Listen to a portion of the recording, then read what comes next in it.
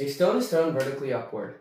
On its way, it passes through point A with the speed of v and point B, which is 3 meters higher than point A, with a speed of v over 2. Calculate the maximum height reached by the stone above point B.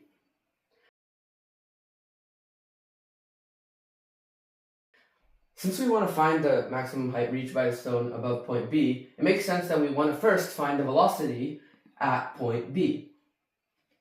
And if we consider the motion from A to B, it makes sense that we want to use this equation, because this equation has the final velocity, which we want to know, the initial velocity in terms of the final velocity, because we know that the A is just 2 times the velocity at B, and the acceleration we know is just g, negative g actually, and the displacement is 3 meters. So let's just plug in the values. I'm not going to use units because it makes it look really messy, and we already know that the units work.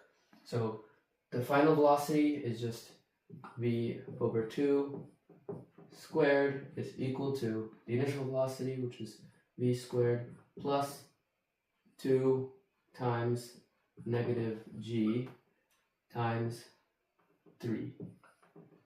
So now, after a bit of simplifying and we isolate v, we get v is equal to the square root of 6g times 4 over 3. And since we want v over 2, because v is the velocity, is the speed at point A, we want the speed at point B.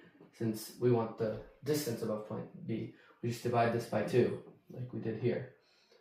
Plugging this into a calculator, we get v over 2 is equal to 4.43. And now that we have the velocity at point B, we want to solve for the displacement above point B.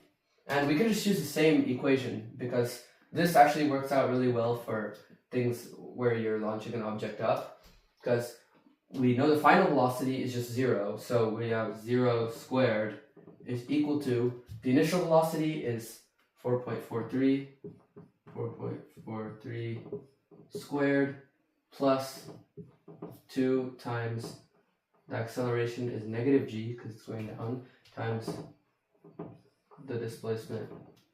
And solving for x, we get that x is equal to 4.43 squared divided by 2g, or displacement is equal to 1 meter. I didn't include units for any of the other calculations because it would be messy, but our final answer needs to have units. So the displacement is 1 meter. It goes 1 meter above point B.